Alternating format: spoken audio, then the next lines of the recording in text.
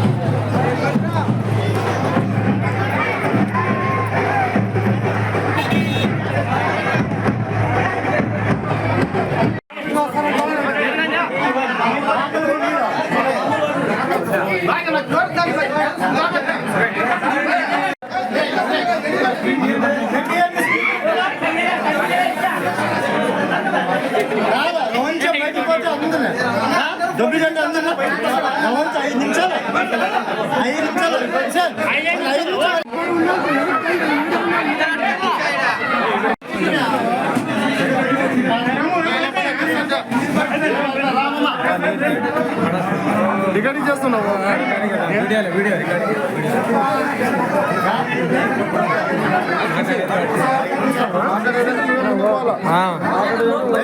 మాట్లాడే పెట్ట అంతే. వీరుభద్రగౌడ్ గారికి యువకులు, అలాగే తెలుగు సామాజిక వర్గానికి చెందిన బస్తీబాడు నాగరాజు గారికి 2 ఓట్లు వేసి అఖండ మెజార్టీతో గెలిపించాలని కోరుతూ ఈ సదావకాశం ఇచ్చిన అందరికీ నా హృదయపూర్వక వందనాలు చెప్తున్నా. ఈరోజు మా సోదరుడు మాజీ మంత్రివర్యులు మన జయరామన్న గారు ఇక్కడ ఒక ఎలక్షన్ భాగంగా పర్యటించారు. మరి అందులో భాగంగా ఈరోజు సార్వత్రిక ఎన్నికల భాగంగా మరి మీరు ఇంతమంది తెలుగుదేశం అభిమానులు, కార్యకర్తలు, నందమూరి అభిమానులు, జనసేన అభిమానులు, బీజేపీ అభిమానులు, మా అభిమానులు అందరికీ పేరు పేరున నమస్కారాలు. ఈరోజు ఇక్కడ మేము ఒకటి ఆలోచించాలి. గత ప్రభుత్వం ఏం చేసింది, ఇప్పుడు మనం ఏం చేయబోతున్నాం. గత ప్రభుత్వం సంక్షేమ పథకాలు అరకొర ఇచ్చారు కానీ అభివృద్ధి శూన్యం. ఏమైనా అభివృద్ధి జరిగిందా? లేదు. ఎందుకు చేయలేదు?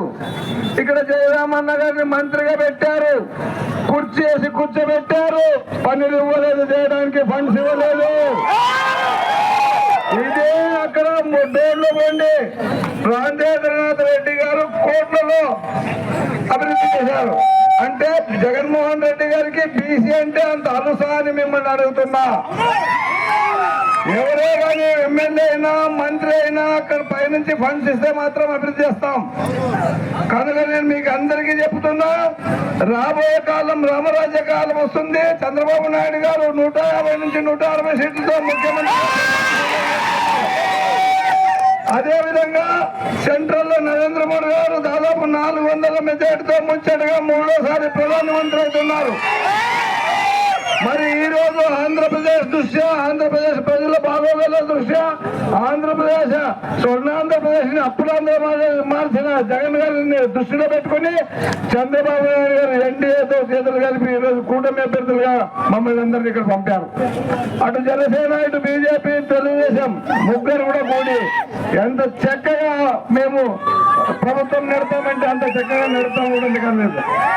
ఈ రోజు బడుగు బలహీన వర్గాలకి ఏదైనా చైతన్యస్తుందంటే 1982లో స్వర్గీయ నందమూరి తారక రామారావు గారు పెట్టిన పార్టీ తెలుగుదేశం పార్టీ. కేవలం బడుగు బలహీన వర్గాల పెట్టిన సోదరుడు ఆ రోజు మా పార్టీలోనే ఉన్నాడు, మా కళాశాలలో చదివాడు. ఏదో ప్రతి వాళ్ళు అక్కడ పోతే అక్కడ ఇమ్మడలేక ఒక్కటి ఆలోచించండి, మంత్రిగా ఉన్న ఎంపీ ఇస్తామంటే ఎగురుకుంటూ పోతారు, ఎందుకంటే స్టేటస్ పెరుగుతుంది. కానీ నాకు మంత్రి పదవి, నీ మంత్రి పదవి వద్దు, నీ ఎంపీ పదవి వద్దు అని చెప్పి రాజీనామా చేయకుండానే స్వచ్ఛందంగా తెలుగుదేశం పార్టీలో చేరారు. ఇదే గమనించాలి. ఈ రోజు అందరూ పాత కొత్త కలయికతో ముందుకెళ్దాం, అభివృద్ధి చేసుకుందాం. మీకు ఒకటే చెప్తున్నా, అన్ని మండలాల నుంచి ఎమ్మెల్యేలు అయినారు, వరగుండ మండలం నుంచి ఎమ్మెల్యే వాళ్ళు దయచేసి ఒకటి ఆలోచించండి. 2014 నుంచి 2019 వరకు నేను చేసిన అభివృద్ధిని చెప్తాను. ఒక 2 నిమిషాలు. పందికొండ రిజర్వాయర్ నుంచి అందరిదేవ నుంచి పందికొండ రిజర్వాయర్ 46,000 ఎకరాలు నీళ్ళిచ్చి 20,000 ఎకరాలకు నిర్మిస్తే మంత్రిగా హోదాలో ఉండి 26,000 ఎకరాలకి చేయనిచ్చలేదు జగన్మోహన్ రెడ్డి. ఎంత పక్షపాతి ఒక్కసారి ఆలోచన చేసుకోండి. అదేవిధంగా వేదావతి ప్రాజెక్టు తెచ్చాం 1980 కోట్లతో.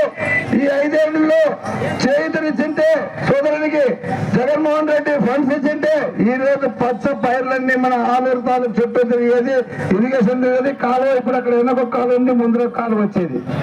మరి ఫండ్స్ ఇవ్వకుండా పని చేయకుండా చేయమంటే ఎలా చేస్తారు? ఖచ్చితంగా నేను ఇక్కడ చెప్తున్నా, అభివృద్ధిని ఉరుకలు పరిగెత్తిస్తా, నన్ను అసెంబ్లీకి పరిగెత్తించండి.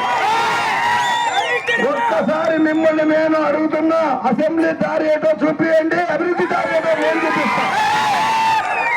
గతంలో ఇన్ఛార్జ్ గా ఉండేది అభివృద్ధి చేశాను, ఎమ్మెల్యే పదవి నాకు ఒక్కసారి ఇవ్వండి అని మిమ్మల్ని ప్రార్థన అడుగుతున్నా. ఎందుకంటే మండల వాసి ఒక్కసారి కూడా ఈ మండలం నుంచి ఎమ్మెల్యే ఎవరు కాలే. అదేవిధంగా ఈరోజు సంక్షేమ పథకంలో అగ్రమిగా తెలుగుదేశం పార్టీ ఉంటుంది. జగన్ గారి మేనిఫెస్టో చూడండి ఒక్కసారి, మా మేనిఫెస్టో చూడండి ఒక్కసారి. బాబు సునీటి భవిష్యత్ గ్యారెంటీ అని చెప్పి 20 లక్షల మందికి రేపు మన ప్రభుత్వం జూన్ 6వ తారీఖున ఏర్పడుతుంది. ఏర్పడినాక 20 లక్షల మందికి 5 ఏళ్లలో ఉద్యోగాలు ఇస్తాం. ఉద్యోగాలు వచ్చాం కాబట్టి ప్రతి ఒక్కరికి నిరుద్యోగులకి 3,000 ఇస్తాం. అదేవిధంగా జగన్మోహన్ రెడ్డి అమ్మఒడి అని పెట్టారు.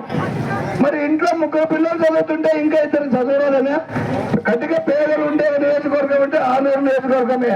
అటువంటి వరకు ఒకరిని చదివించి ఇంకా 2 చదువు